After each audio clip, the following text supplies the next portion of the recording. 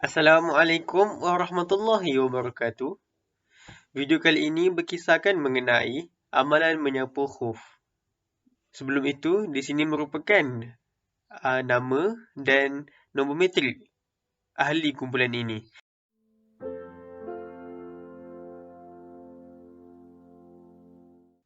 Video ini mengandungi takrif amalan menyapu khuf, tata cara melakukan amalan menyapu khuf, cara dan syarat menyapu khuf, tempoh sah menyapu khuf, dan syarat batalnya amalan menyapu khuf. Baik, apa itu khuf? Khuf merupakan kasut yang diperbuat daripada kulit yang menutupi keseluruhan kaki hingga ke buku lali. Baiklah, di sini nak diterangkan mengenai dengan istilah kulit itu. Kulit di sini ada yang boleh, ada yang tak boleh. Bagi yang boleh, apa sahaja kulit binatang setelah disamakan, iaitu setelah disucikan lah, adalah dibolehkan. Manakala kulit yang tidak boleh, yang haram adalah kulit manusia dan kulit binatang yang belum disamakan, dan juga kulit untuk dibuat khuf itu terdiri daripada sutera. Okey. Baiklah, kita tiba untuk syarat-syarat pemakaian khuf. Di sini ada dilakonkan oleh saudara Naufal, yang mana kita mulakan dengan mengambil wuduk sebelum bolehnya kita pakai khuf, iaitu kasut kulit itulah.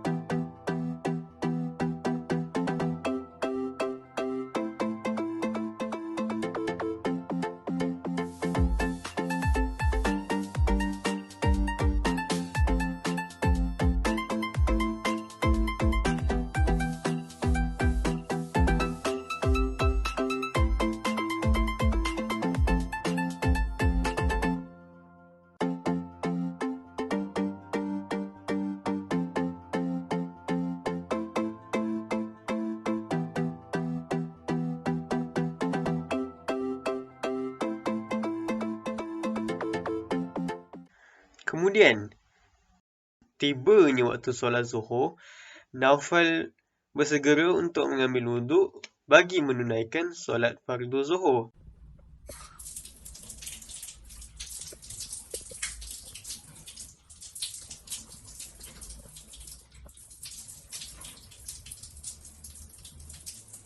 Apabila sampai ke anggota wuduk, iaitu kakinya, Naufal sedang memakai khuf.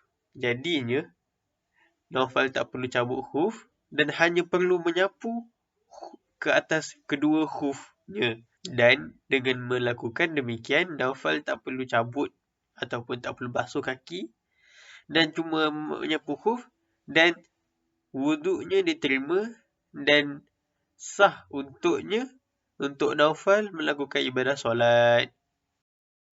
Di sini merupakan tutorial untuk menyapu khuf. Yang pertamanya, tangan yang basah dan sapuan ke atas khuf ni kita hanya memerlukan jari untuk sapu ke atas khuf tu. Tangan kanan dimulakan di bahagian jari kaki ataupun kita katakan kuku, manakala bagi tangan kiri kita mula di bahagian tumit kaki.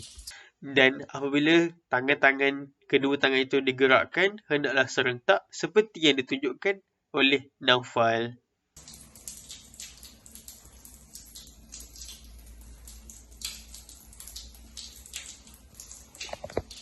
Syarat-syarat khuf yang sempurna ada 4, iaitu menutupi keseluruhan kaki, kalis air kecuali di bahagian jahitan, kukuh untuk sepanjang tempoh,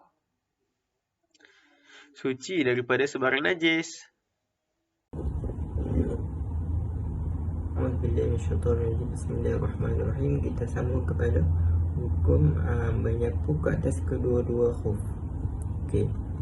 Menyapu ke atas kedua-dua khuf ni merupakan satu rukhsah ataupun kita panggil apa? Satu keringanan yang mana harus bagi lelaki dan perempuan pada setiap keadaan. Contohnya waktu macam musim panas, musim sejuk, ataupun ketika musafir ataupun tidak musafir, ataupun ketika sihat ataupun sakit. Dan menyapu ke atas kedua khuf ni juga adalah gantian bagi basuhan kedua-dua kaki ketika kita ni nak berwuduk. Okey, yang tu je. Seterusnya, kita beralih kepada tempoh bagi menyapu khuf bagi mereka yang mukim dan bagi mereka yang musafir. Bagi mereka yang mukim, maka dikira baginya yaumun wa lailatun.